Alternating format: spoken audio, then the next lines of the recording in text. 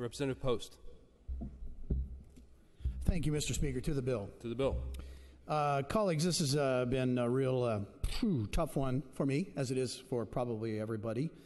During this session, I'm really happy with some of the things that we've done here, a lot of things that we've done here, including HB 2317 when we extended the statute of limitations on rape, although I wanted to go to 20 and infinity and made that clear, but we got it to where we got it. We also passed HB 3040, a bill that would make it easier to prosecute those engaged in sex trafficking, and I was pretty happy that that bill moved forward, because I think that's what government's all about. It should be protecting the vulnerable among us. But despite what we said here, I don't believe that this bill, SB 525, will in any way prevent domestic violence. Virtually every person who spoke on behalf of this bill in committee and promoted it did so by claiming that the bill was necessary because Oregon police cannot enforce the existing federal law that prohibits persons with domestic violence misdemeanors from owning firearms and ammunition, and that's just not true. Our Supreme Court made it clear in Willis v. Winters when they said, quote, "The federal act makes such possession illegal. The sheriffs generally are authorized to enforce federal as well as state law, and no state law prohibits the sheriffs from taking such enforcement actions."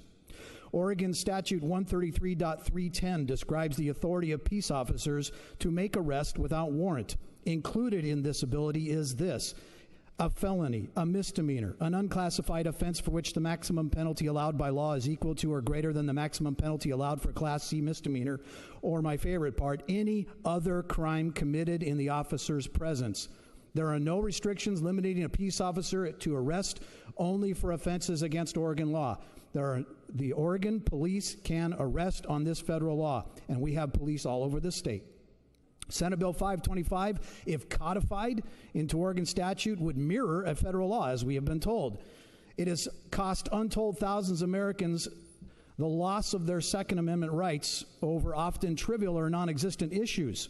Many people have pled to DVMs after having been told that it's the cheapest and easiest way to resolve what could have been a lengthy and expensive court battle when the offense was invented or insignificant. Those people lost their rights for life. Should the federal law ever be corrected, we would not want to have this law on our books. The bill once again puts the innocent in the crosshairs. Section 2 denies firearms to any person who has a restraining order against them if they had the opportunity to contest it in court. The problem with contesting restraining orders is this: if someone gets an order against them and you contest it because it's based on falsehoods, let's say, the most likely outcome will be for the judge to say, well, Mr. Smith, do you plan on harassing your ex-wife? Do you plan on following her around? Do you plan on hunting her down? And of course, he'll say no. Then the judge will say, well, great, Mr. Smith, you should have no trouble complying with this order. The order stands. Now, that person would lose his gun rights under federal law. Again, federal law that is not currently being enforced. Some of the testimony in committee talked about domestic abusers who have guns in the house. But if those people had restraining orders against them, they could not legally be in the home with the victim in the first place.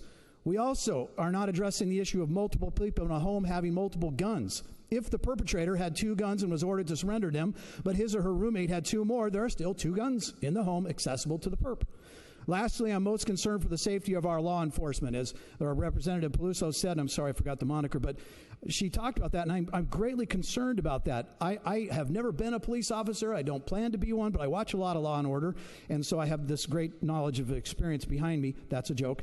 But I have ridden along, and the one call that they get, and perhaps the former officers here could tell me, is the domestic violence call, whatever that was, code whatever.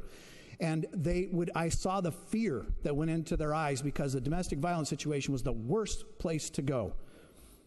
And I am concerned that now they're going to go into a situation and ask for guns. Out in the country, all alone, in a big city, all alone. I'm concerned about that. It really concerns me for our police officers. Again, colleagues, it's a tough vote for me. I want to pass legislation that will truly prevent crime. I am an anti-crime guy, and I want to truly protect our citizens. But unfortunately, I do not believe this bill will do that, and so I will be voting no, as I did in committee. Thank you, Mr. Speaker. Thank you, Representative.